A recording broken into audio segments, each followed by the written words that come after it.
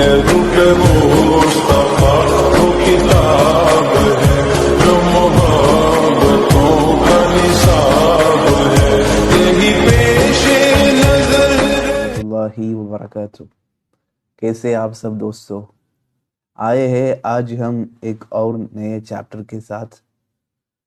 സുഖമാണോ എല്ലാവർക്കും? ഇത് നമ്മൾ ദിൽദാറെ ഉറുദു എന്ന ഉറുദു വ്യാകരണ പുസ്തകത്തെ ആസ്പദമാക്കിയിട്ടുള്ള 5ാമത്തെ ചാപ്റ്ററാണ് ഡിസ്കസ് ചെയ്യാൻ പോകുന്നത്. 4ഓളം ചാപ്റ്റർ നമ്മൾ ഡിസ്കസ് ചെയ്ത് കഴിഞ്ഞു.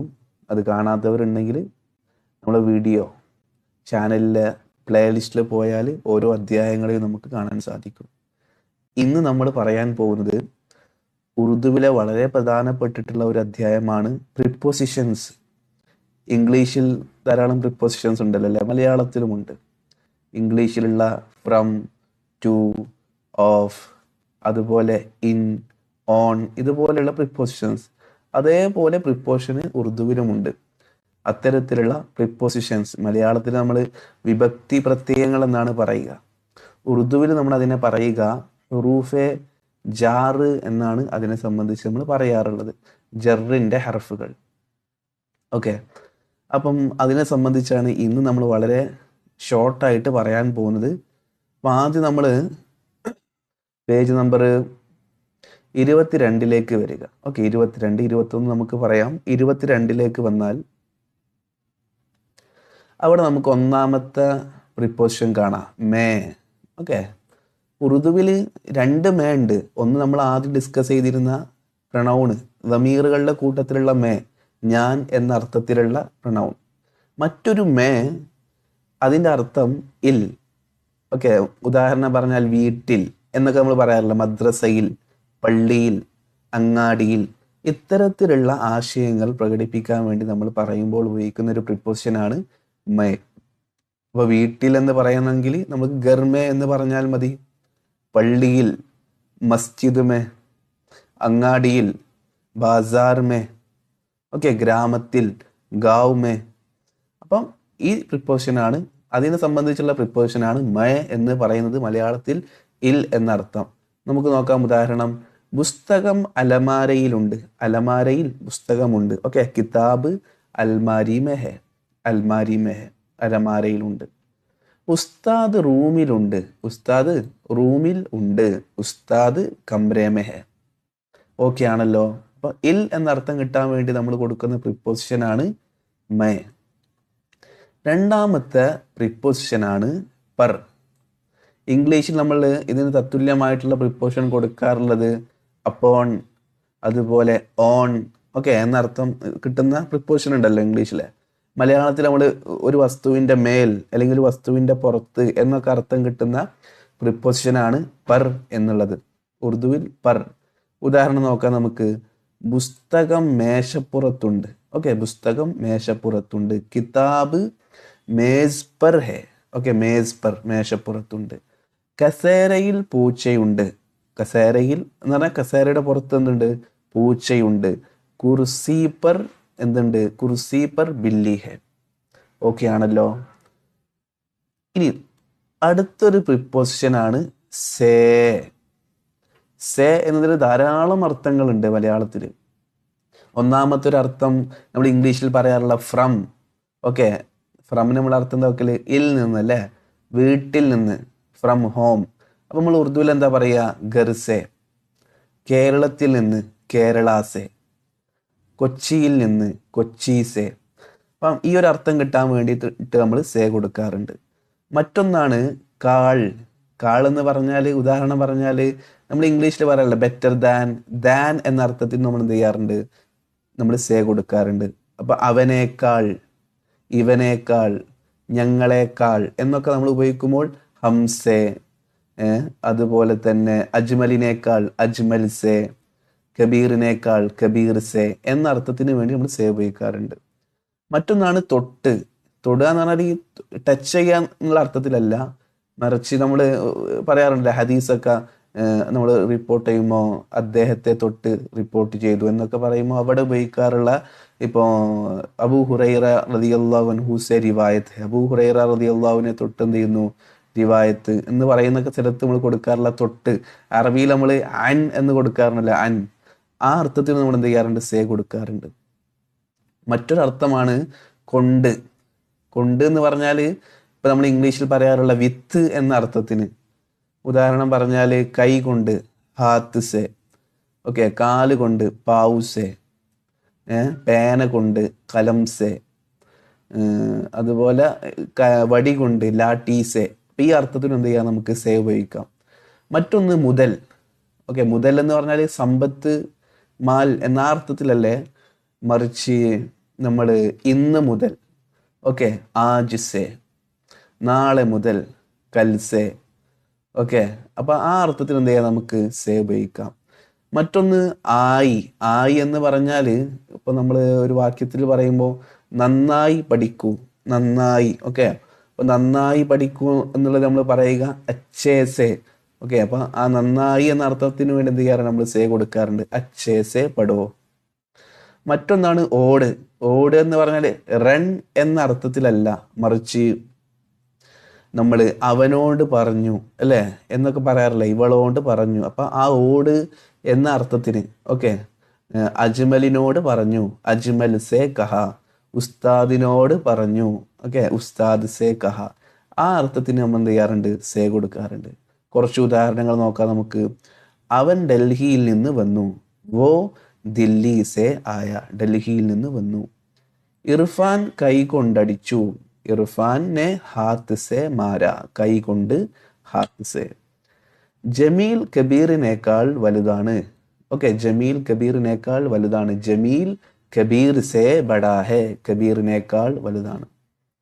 അവൻ ഇന്ന് മുതൽ പഠിക്കും, അവൻ ഇന്ന് മുതൽ പഠിക്കും. വോ ആജ് സേ പഠേഗ, വോ ആജ് സേ പഠേഗ. അപ്പം ഇന്ന് മുതൽ എന്നർത്ഥം. ഓക്കെ ആണല്ലോ എല്ലാവർക്കും. അടുത്ത ഒരു പ്രിപ്പോസിഷനാണ് തക്.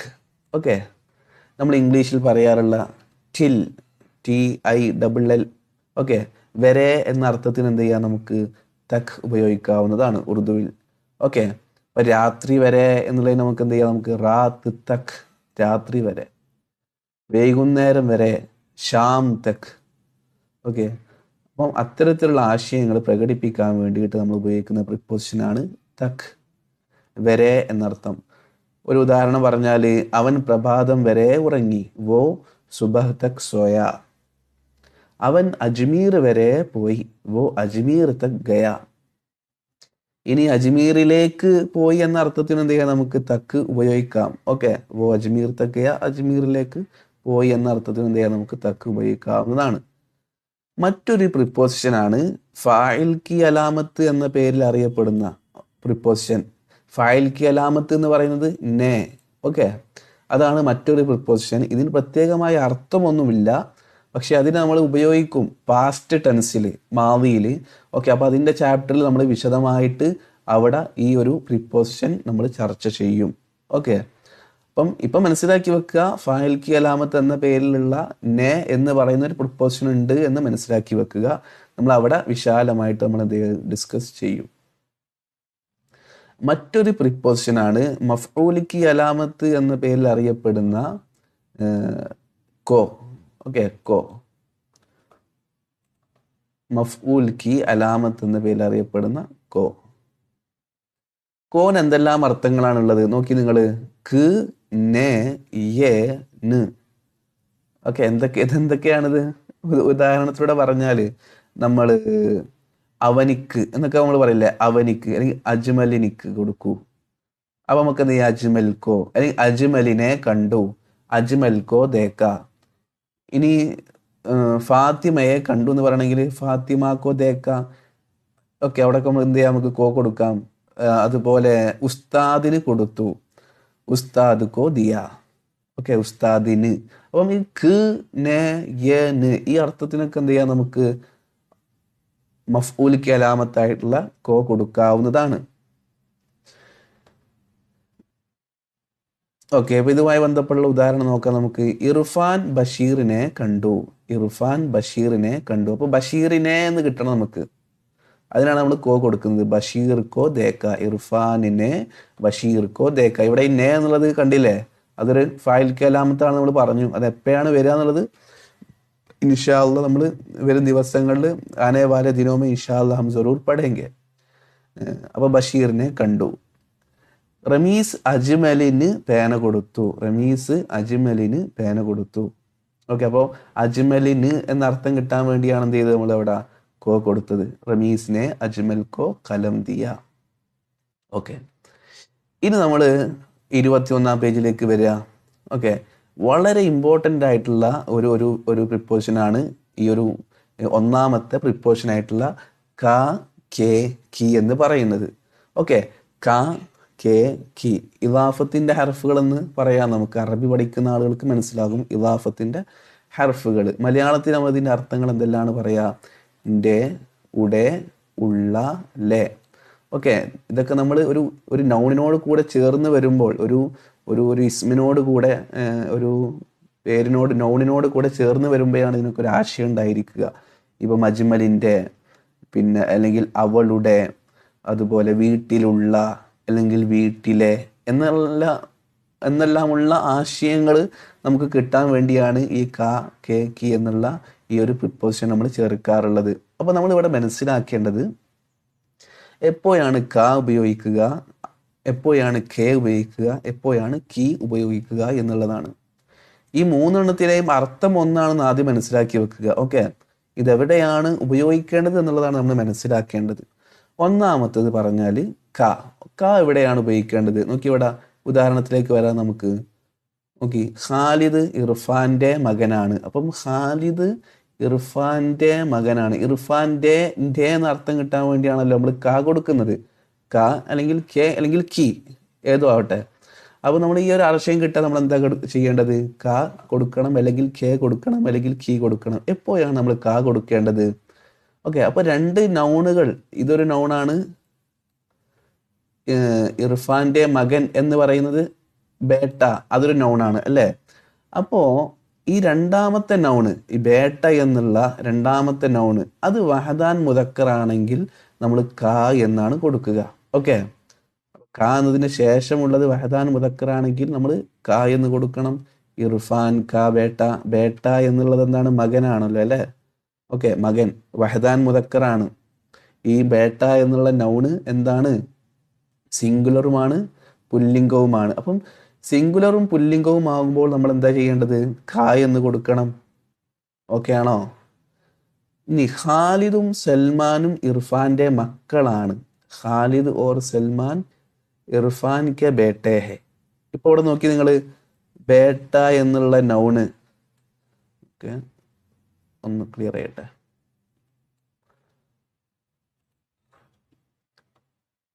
ഈ ബേട്ട എന്നുള്ള നൗണ് നോക്കി നിങ്ങൾ, ഇത് പുല്ലിംഗമാണല്ലോ അല്ലേ? മുദക്കറാണല്ലോ അല്ലേ? ആൺമക്കളാണല്ലോ. ഇത് ജംഉമാണ് അല്ലേ? ബേട്ട എന്നതിൻ്റെ ജംഉ നമ്മൾ എന്തായിരുന്നു പഠിച്ചിരുന്നത്? ബേട്ടെ. അങ്ങനെ നൗണ് മുദക്കറാവുകയും ജംആവുകയും ചെയ്യുമ്പോൾ, ഓക്കെ, ജംഅ മുദക്കറാവുകയും ചെയ്യുമ്പോൾ നമ്മൾ എന്താ ചെയ്യേണ്ടത്? കെ എന്നാണ് ഉപയോഗിക്കേണ്ടത്. ഓക്കെ ആണോ? അപ്പോൾ രണ്ട് നൗണുകൾക്കിടയിൽ എന്ത് ചെയ്യാൻ? ഇദാഫത്ത് ചേർക്കാനാണല്ലോ നമ്മൾ കാക്കയ്ക്ക് ചേർക്കുന്നത്. അപ്പോൾ ഇദാഫത്തിൻ്റെ രണ്ടാമത്തെ നൗൺ എന്താണ്? വഹദാൻ മുദക്കറാണെങ്കിൽ ക എന്നും, ഉദാഹരണം ബേട്ട. ജംഅ് മുദക്കറാണെങ്കിൽ, അതായത് ബഹുവചന പുല്ലിംഗമാണെങ്കിൽ നമ്മൾ കെ എന്നും ആണ് കൊടുക്കേണ്ടത്. ഓക്കെ, ഇർഫാൻ കെ ബേട്ടെ. അപ്പോൾ ഇവിടെ ബേട്ടെ എന്നുള്ളത് ജമ്മായതുകൊണ്ട് നമ്മൾ കെ കൊടുത്തു. ഓക്കെ, ഇനി എനിക്കൊരു സംശയം ഉണ്ടാവും. ഈ രണ്ടാമത്തെ നൗണ്, ഇദാഫത്ത് ചെയ്യപ്പെടുന്ന രണ്ടാമത്തെ ഈ നൗണ്, അത് മുഅന്നസ് ആണെങ്കിൽ എന്താ ചെയ്യേണ്ടത്? അവിടെയാണ് കി എന്ന് പറയുന്ന ഈ ഒരു പ്രിപ്പോസിഷൻ നമ്മൾ കൊടുക്കേണ്ടത്. ഉദാഹരണം പറഞ്ഞാൽ, സൽമ ഫാത്തിമയുടെ മകളാണ്. സൽമ ഫാത്തിമയുടെ മകളാണ്. അപ്പോൾ ഫാത്തിമയുടെ എന്ന് അർത്ഥം കിട്ടാൻ നമ്മൾ എന്താ കൊടുക്കേണ്ടത്? നമ്മൾ പഠിച്ചു കഴിഞ്ഞു. എന്ത്? കീ ആണ് കൊടുക്കേണ്ടത്, അല്ല ക അല്ലെങ്കിൽ കെ അല്ലെങ്കിൽ കീ ആണ് കൊടുക്കേണ്ടത്. അതിന് നമ്മൾ ക ആണോ കെ ആണോ കീ ആണോ കൊടുക്കേണ്ടത് എന്നുള്ളതാണ് നമ്മൾ ഡിസ്കസ് കൊണ്ടിരിക്കുന്നത്. അപ്പോൾ ഇവിടെ ഇപ്പോൾ നമ്മൾ എന്താ കൊടുക്കുക? മകൾ എന്നുള്ളത് മുഅന്നസ് ആണോ മുദക്കറാണോ? മുഅന്നസ് ആണല്ലോ അല്ലേ? അപ്പോൾ മുഅന്നസ് മുഅന്നസ് ആണെങ്കിൽ നമ്മൾ എന്താ ചെയ്യുക? കി എന്നാണ് കൊടുക്കുക. സൽമ ഫാത്തിമ കി ബേട്ടി. അപ്പം ബേട്ടി എന്നുള്ള നൗണ് ഇസ്മ് മുഅന്നസ് ആയതുകൊണ്ട് നമ്മൾ എന്ത് ചെയ്തു? ഇവിടെ ഇദാഫത്തിന്റെ അർഫ് ആയിട്ട് കി കൊടുത്തു. ഇനി ശേഷമുള്ള നൗണ് മുഅന്നസ് ജം ആണെങ്കിലും, ഇപ്പം ബേട്ടിയ, ബേട്ടി എന്നതിന്റെ ജം എന്താണ്? ബേട്ടിയ. ജം ആണെങ്കിൽ നമ്മൾ എന്ത് തന്നെയാണ് കൊടുക്കുക? കി തന്നെയാണ് കൊടുക്കുക. സൽമയും സുലൈഖയും ഫാത്തിമയുടെ പെൺമക്കളാണ്. സൽമ ഓർ സുലൈഖ ഫാത്തിമ കി ബേട്ടിയാ ഹെ.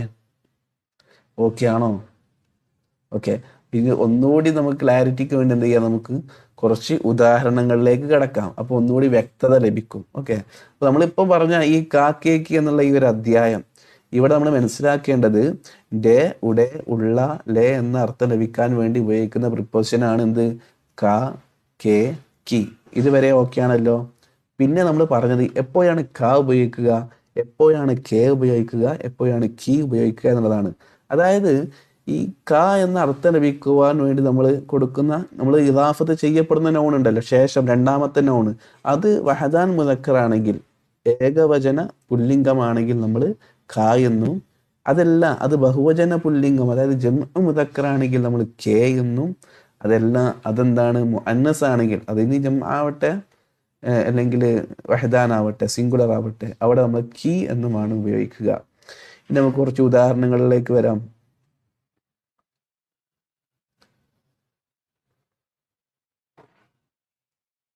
ഓക്കെ, നോക്കൂ. ഒന്നാമത്തത് may ദഫ്തർ may Tha. May ദഫ്തർ may Tha, ഞാൻ ഓഫീസിലായിരുന്നു. ദഫ്തർ മേ ഥാ, ഓഫീസിലായിരുന്നു. വോ ഗോഡെ പർ ഥി. വോ ഗോഡെ പർ ഥി, അവള് എവിടെയായിരുന്നു? ഗോഡ. ഗോഡ എന്ന് പറഞ്ഞാൽ കുതിര. അവൾ കുതിരപ്പുറത്തായിരുന്നു. അപ്പം പർ എന്നർത്ഥം എന്തിനാണ്? പുറത്ത് എന്ന അർത്ഥം ലഭിക്കാൻ വേണ്ടിയാണ് നമ്മൾ പർ കൊടുക്കുന്നത്, നമ്മൾ പറഞ്ഞല്ലോ. വോ ഗോഡെ പർ ഥി, അവൾ കുതിരപ്പുറത്തായിരുന്നു. ആപ്കാ നൗക്കർ, ആപ്കാ നൗക്കർ കംറേ മേ ഹെ. ആപ്കാ നൗക്കർ, താങ്കളുടെ ജോലിക്കാരൻ കംറേ മേ ഹെ, റൂമിലുണ്ട്. ഇവിടെ ഇപ്പോൾ നമ്മൾ രണ്ട് പ്രിപ്പോസിഷൻ പറഞ്ഞു. ഏതൊക്കെ? ഒന്ന് ക എന്നുള്ളത്, മറ്റൊന്ന് മേ എന്നുള്ളത്. കംറേ മേ എന്നുള്ള പ്രിപ്പോസിഷനിൽ ആർക്കും സംശയം ഉണ്ടാവില്ല. ഈ ക എന്ന പ്രിപ്പോസിഷനിലായിരിക്കും ചിലപ്പോൾ ചിലർക്ക് സംശയം അല്ലേ. അപ്പോൾ ഇവിടെ നിങ്ങൾ നോക്കൂ, താങ്കളുടെ ജോലിക്കാരൻ, ജോലിക്കാരൻ എന്നുള്ള രണ്ടാമത്തെ നൗണ് നൗക്കർ, അത് ഇവിടെ എന്താണ്? മുദക്കറാണ്, അതോടൊപ്പം സിംഗുലറുമാണ്. ഓക്കെ, ഒരൊറ്റ ജോലിക്കാരനേ ഉള്ളൂ. അപ്പം അതുകൊണ്ട് എന്ത് ചെയ്തു? നമ്മളിവിടെ ക എന്ന് കൊടുത്തു. ക എന്ന് കൊടുത്തു. ഇനിയിപ്പോൾ നിങ്ങൾക്ക് സംശയം ഉണ്ടാവും, എങ്ങനെയാണ് ഈ മുദക്കറാണോ മുഅന്നസാണോ എന്ന് എങ്ങനെയാണ് മനസ്സിലാക്കുക എന്നുള്ളത്. ഓക്കെ, മുദക്കറും മുഅന്നസും മനസ്സിലാക്കാനുള്ള ഒരു അധ്യായം വരും ദിവസങ്ങൾ നമ്മൾ പഠിക്കും. ഓക്കെ,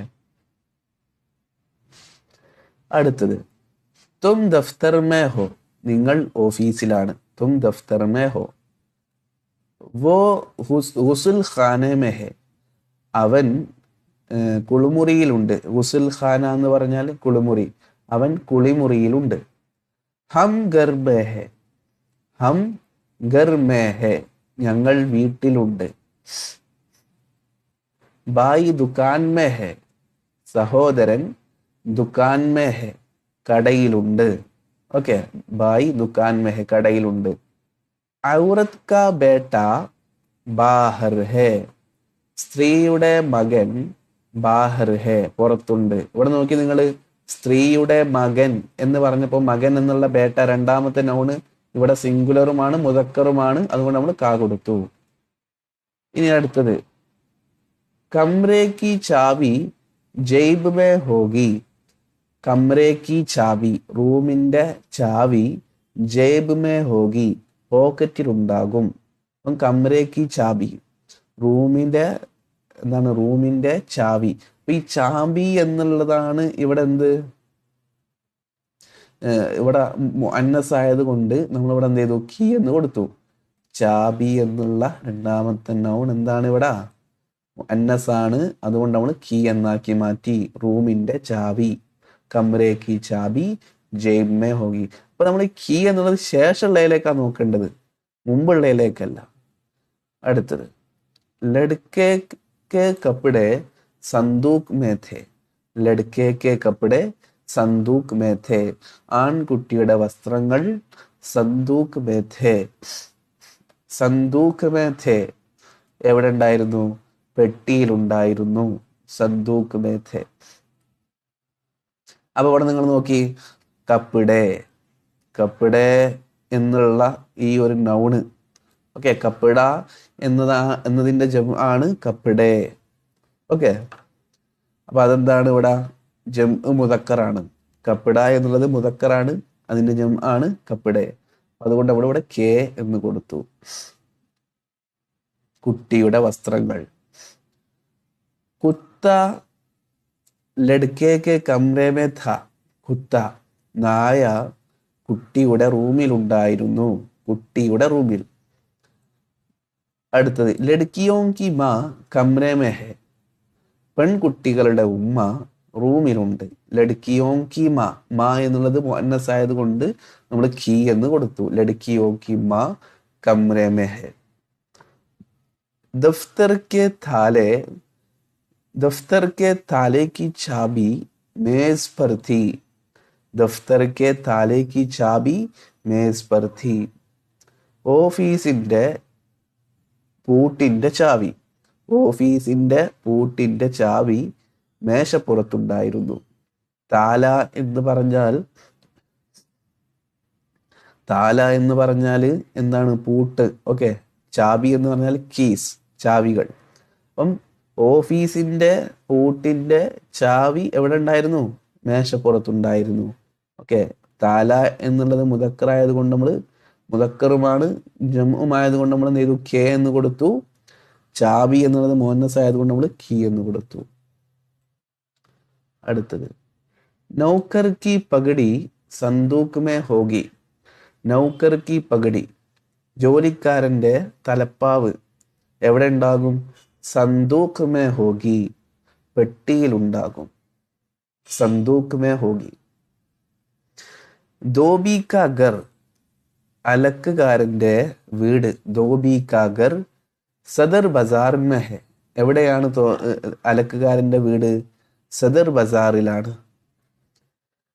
അടുത്തത് പലങ്ക് കാ ബിസ്തർ ധോബി കെ ഘർ മേ ഹോഗ. പലങ്ക് കാ ബിസ്തർ ധോബി കെ ഘർ മേ ഹോഗ. പലങ്ക് എന്ന് പറഞ്ഞാൽ കട്ടില്. അപ്പം കട്ടിലിലെ വിരിപ്പ് അത് എവിടെ ഉണ്ടാകും? ധോബി കെ ഘർ മേ ഹോഗ, അലക്കുകാരന്റെ വീട്ടിലുണ്ടാകും. അപ്പം ബിസ്തർ എന്നുള്ളത് മുദക്കറായത് കൊണ്ടാണ് നമ്മൾ ഇവിടെ എന്ത് ചെയ്തത്? ഖാ എന്ന് ഉപയോഗിച്ചത്. പലങ്ക് ഖാ ബിസ്തർ. ഓക്കെ, ധോബി കെ ഘർ മേ ഹോഗ. മേരാ ഖത്ത് മേസ് പർ ഹെ.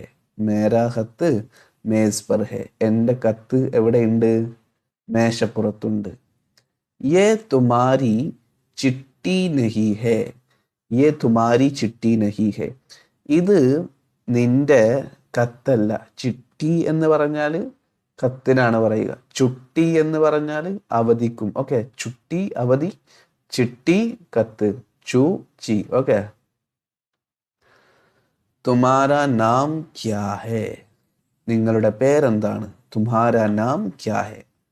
മേരാ നാം ജാഫർ ഹെ. മേരാ നാം ജാഫർ ഹെ. മേരി കിതാബ് മേസ് പർ ഹെ. എൻ്റെ പുസ്തകം മേശപ്പുറത്തുണ്ട്. മേരി കിതാബ് മേസ് പർ ഹെ. മേരെ വാലിദ് ഘർ മേ നഹി ഹെ. മേരെ വാലിദ് ഘർ മേ നഹി ഹെ. എൻ്റെ ഉപ്പ വീട്ടിലില്ല. ആപ്കാ ഘർ ദഫ്തർ സെ കിതനി ദൂർ ഹെ. ആപ്കാ ഘർ, താങ്കളുടെ വീട് ഓഫീസിൽ നിന്ന് എത്ര അകലെയാണ്? കിതനി ദൂർ ഹെ. ആപ്കാ ഘർ, താങ്കളുടെ വീട്, ദഫ്തർ സെ, ഓഫീസിൽ നിന്ന്, കിതനി ദൂർ ഹെ, എത്ര അകലെയാണ്? തേരാ ഘർ കഹാ ഹെ. തേരാ ഘർ കഹാ ഹെ. നിങ്ങളുടെ വീട് എവിടെയാണ്? അപ്പൊ ഈ ഒരു അധ്യായത്തിൽ നമ്മൾ മനസ്സിലാക്കേണ്ട മറ്റൊരു ഒരു ചാർട്ടാണ് നമ്മുടെ ഈ പേജ് നമ്പർ 24 കൊടുത്ത ഒരു ചാർട്ട്. ഓക്കെ, ഇവിടെ നമ്മൾ മൂന്നാമത്തെ കോളത്തിൽ നോക്കിയാൽ കാണാം കാ കേക്കി. ഓക്കെ, കാ കേക്കി, അതായത് നമ്മൾ ആദ്യത്തെ ചാപ്റ്ററിൽ പഠിച്ചിരുന്ന വോ യേ തു തും ആ മേ ഹം, ഇതിനോടൊപ്പം ഈ കാ കേക്കി ചേരുമ്പോൾ ഉണ്ടാവുന്ന വ്യത്യാസങ്ങളാണ് ഇനി നമ്മൾ പറയാൻ. ഓക്കെ, അപ്പം അതായത് രണ്ടാമത്തെ ചാപ്റ്ററിൽ നമ്മൾ പറഞ്ഞിരുന്നു ഉറുദുവിലുള്ള പ്രൊണൗണുകൾ. ഏതൊക്കെയാണ് പ്രൊണൗണുകൾ? ഓർമ്മയില്ലേ? വോ യേ തു തും ആ മേ ഹം തുടങ്ങിയ പ്രൊണൗണുകൾ. ഈ പ്രൊണൗണുകളോടൊപ്പം നമ്മൾ ഫസ്റ്റ് പറഞ്ഞ പ്രിപ്പോഷൻ ഉണ്ടല്ലോ കാ കേ കി, ഇത് കൂടുമ്പോൾ, ഇത് അതിനോടൊപ്പം ചേരുമ്പോൾ ഉണ്ടാവുന്ന വ്യത്യാസമുണ്ട് അർത്ഥത്തിൽ. അവൻ്റെ എന്ന് പറയണം നമുക്ക്, അല്ലെങ്കിൽ അവളുടെ. ഇവൻ്റെ എന്ന് പറയണം, അല്ലെങ്കിൽ ഇവരുടെ. അതിൻ്റെ എന്ന് പറയണം, ഞങ്ങളുടെ എന്ന് പറയണം, നിങ്ങളുടെ അല്ലെങ്കിൽ നിന്റെ, താങ്കളുടെ എന്നൊക്കെ നമുക്ക് പറയേണ്ടി വരില്ലേ? അപ്പം അതെങ്ങനെ പറയുക എന്നുള്ളതാണ് ഈ ചാർട്ടിൽ നമ്മൾ പറയുന്നത്. ഓക്കെ, അപ്പോൾ ഒന്നാമത്തത് അവൻ്റെ എന്ന് പറയാൻ നമ്മൾ എന്താ പറയുക? അവൻ്റെ ഉസ്ക. അവൻ്റെ, അവളുടെ എന്നൊക്കെ പറയാൻ നമ്മൾ എന്താ പറയുക? ഉസ്ക. അതുപോലെ ഉസ്കെ, ഉസ്കി.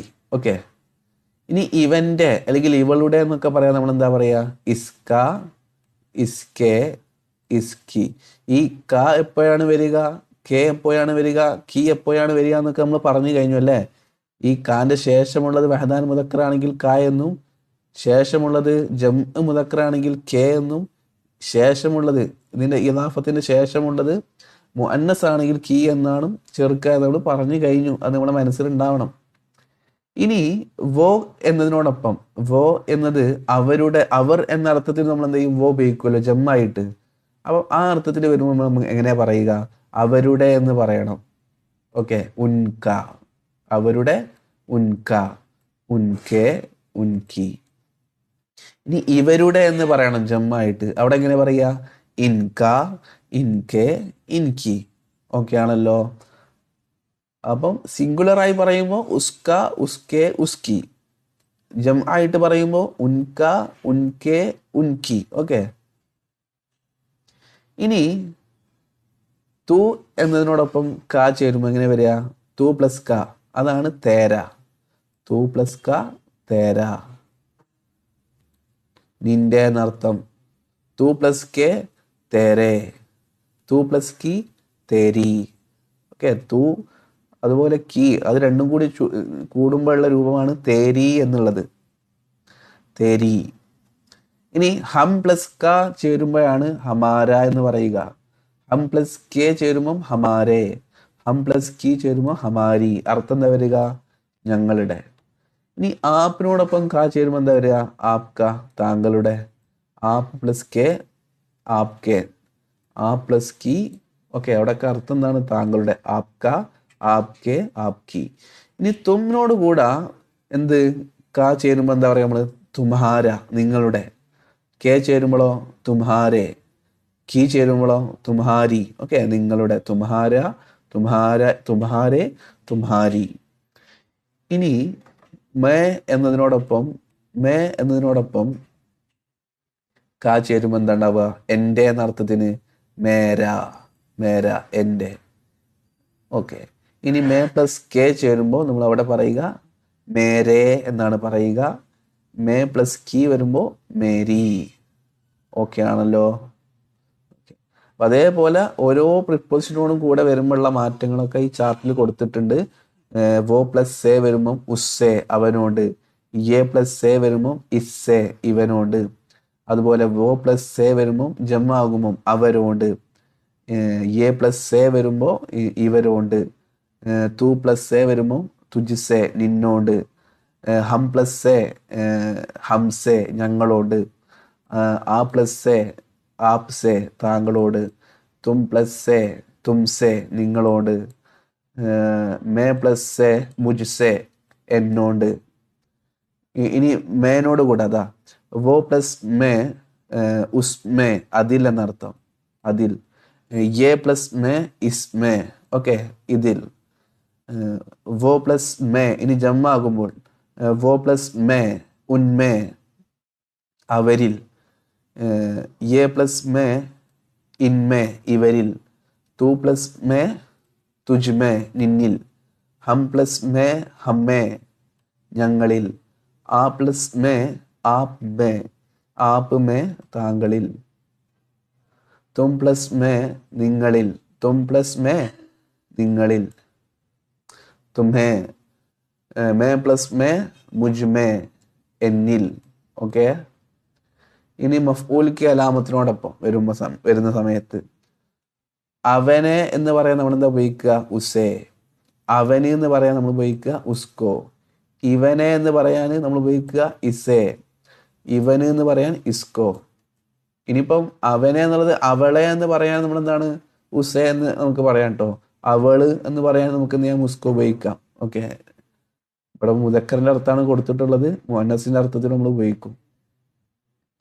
ഇനി അവരെ എന്ന് പറയാം നമുക്ക്, അതിന് നമ്മൾ ഉപയോഗിക്കുക ഉൻഹേ. അവർക്ക് എന്ന് കിട്ടണമെങ്കിൽ ഉൻകോ എന്നാണ് പറയുക. ഇവരെ എന്ന് പറയാൻ നമുക്ക് ഇൻഹേ. ഇവർക്ക് എന്ന അർത്ഥത്തിന് ഇൻകോ. ഇനി നിന്നെ എന്ന അർത്ഥം കിട്ടാൻ തുജേ. നിനക്ക് എന്ന അർത്ഥം കിട്ടാൻ തുജ്കോ. ഞങ്ങളെ എന്ന അർത്ഥം കിട്ടാൻ ഹമേ. ഞങ്ങൾക്ക് എന്ന അർത്ഥം കിട്ടാൻ ഹംകോ. താങ്കൾക്ക് എന്ന അർത്ഥം ലഭിക്കാൻ ആപ്കോ. നിങ്ങളെ എന്ന അർത്ഥം ലഭിക്കുവാൻ തുംഹേ. നിങ്ങൾക്ക് എന്ന അർത്ഥത്തിന് തുംകോ. എന്നെ എന്ന അർത്ഥത്തിന് മുജേ. എനിക്ക് എന്ന അർത്ഥത്തിന് മുജ്കോ. ഓക്കെ ആണോ? ഓക്കെ, അപ്പോൾ ഇതൊന്നും എന്ത് ചെയ്യുക? ടൈം എടുത്ത് പഠിക്കുക. ഒരു പക്ഷെ നിങ്ങളെല്ലാം തുടക്കക്കാരായിരിക്കാം, ബിഗിനേഴ്സ് ആയിരിക്കാം, ആദ്യമായിട്ടായിരിക്കും ഇത് കാണുന്നത് തന്നെ. സോ എനിക്കറിയാം. അപ്പം ടൈം എടുത്ത് നിങ്ങൾ പഠിക്കുക, മനസ്സിലാക്കുക, ബൈഹാർട്ടാക്കുക. പ്രത്യേകിച്ച് ഈ പ്രൊനൗണുകൾ നമ്മൾ പറഞ്ഞ ഈ വോ, യേ, തു, തും, ആപ്പ്, ഇതിനോടൊപ്പം ഈ പറഞ്ഞ പ്രിപ്പോസിഷൻസ് ക, കെ, കി, മേ, സേ, അതുപോലെ കോ, ഇത് ചേരുമ്പോൾ ഉണ്ടാവുന്ന വ്യത്യാസങ്ങൾ, ഇത് നമുക്ക് പല സമയത്തും നമുക്ക് സംസാരത്തിനും പ്രസംഗത്തിനും എഴുത്തിനും ആവശ്യം വരുന്ന രൂപങ്ങളാണ്. അപ്പോൾ നമ്മൾ സമയമെടുത്ത് നിർബന്ധമായത് പഠിക്കുക. അപ്പോൾ കഠിനാധ്വാനമാണ് നമ്മുടെ മുന്നോട്ട് നയിക്കുന്നത്.